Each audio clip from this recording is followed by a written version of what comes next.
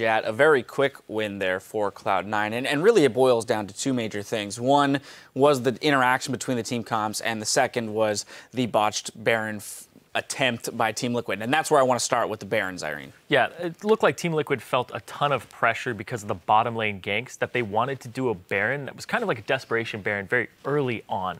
So I want to pull that replay up on you guys' screen here, because this was something that they could have aborted at any time. It's a 4v3 that ends up happening, and Cassiopeia runs out of mana trying to get the Baron down as fast as possible. So start rolling the clip here, and you can see that Cloud9 actually has vision coverage on the top side with a pink ward, so they know that this approach isn't seen from part of it, and then they just go full on all in. Mundo is already half HP, blowing the ultimate, and this is just the engage comp. You have to force the issue immediately, and they have the front-loaded burst to get high-priority targets off the field immediately. Kallista's bottom has nothing to say in this, and even if this fight had just straggled off in Cloud9's favor, Sneaky's mid, and Lemonation also shows up to that fight at the very end. So that would have been a 5-on-4 in even the best-case scenario. Mm-hmm. I think it was potentially doable if you disengage as soon as you see them. They have enough vision to see the approach. You know, I think there's a chance that Baron does pay off, and when they get it, they just get to scale into the late game, but obviously that did not happen. Cloud9 got a big lead, and then we got to see C9 play the game they wanted to. And they got to play the hard engage comp, where you dive on people, you press R at a bunch of guys. And in fact, the way that C9 played the team fights was really good overall. They actually properly spaced out their ultimates. They properly locked up the right targets, and that's actually a fight I want to share with you guys because it was very well executed. If you botch the engage, C9 loses the team fight and they'll lose the game. So if we can get that clip up, I want to kind of explain the really important things here. The main ones are the fact that this is played perfectly. The Nautilus ult goes onto Kalista, forcing her to back off, which then lets the team just dogpile Phoenix. And when that happens, the most important thing is when he uses his cleanse. So it's just, all right, let's go for the hard dive. Here's Nautilus ulti, and now Kalista's backing up. So instead, watch Phoenix, watch the Cassiopeia, because they're going to go right for her.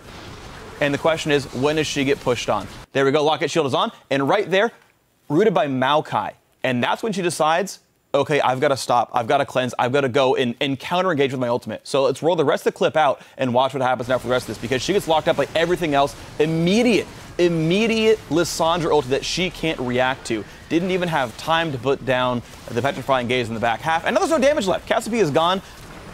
Kalista's just now fighting back, but Maokai's W's back. Get the root again, get the burst damage down. And okay, Quas, the last one alive. Okay, good job, C9. You didn't focus the tank. That was what you're supposed to do. They let him stay for the last point. And then at that point, any 5-man team will kill a Mundo at 25 minutes in, so congratulations, C9 playing the comp right. Yeah, we talked about C9 at the start, or at least you said that they kind of lack the damage. It's all front-loaded, and Meteos just went damage on top of his damage. Mm-hmm. He was like, all right, this game is not going to go past 40 minutes if we have our say in it. We're not going to let Cassiopeia scale up. And when he got the double brutalizer, he's really just putting insurance on that. And then as they got the Baron, he's like, Hex Drinker, Bilgewater Cutlass. Like, he's really just banking on them ending it, because Cloud9, if they had messed up 1 or 2 times after that, his build is extremely punishable. So it's one of those things that he was like, we just have to kill them every time, and this game is not going to go over 40 minutes. Yep, not much more to it than that. Cloud9 coming back strong, rebounding after their poor showing at IEM Katowice. Gotta feel good. Now keep it tuned right here, because when we come back, we'll see if TSM can keep their winning momentum rolling on,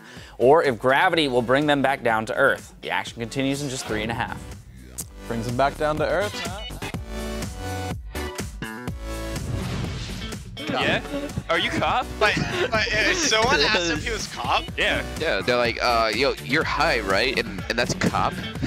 I was like, yeah, we're done here. Cop's there. We're done here. We're rolling out. Your shield down to Quas is already broken. He gets hit. The Ignite is completely killing the ultimate. He gets hit by Sneaky. They turn it around once again. Boy, now it's a 50-50. This is not going to be good for Team Liquid. They aren't even going to go for Baron on the side of Cloud9 either. Careful. Kalista. What's the flash? Kill frontline. Kill frontline. Frontline. I'm going Cassio. Okay. Cassio. Okay, Quas. Can we get Quas?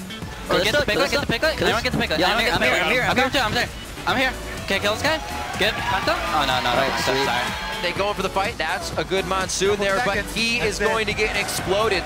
Cloud9 take down Team Liquid.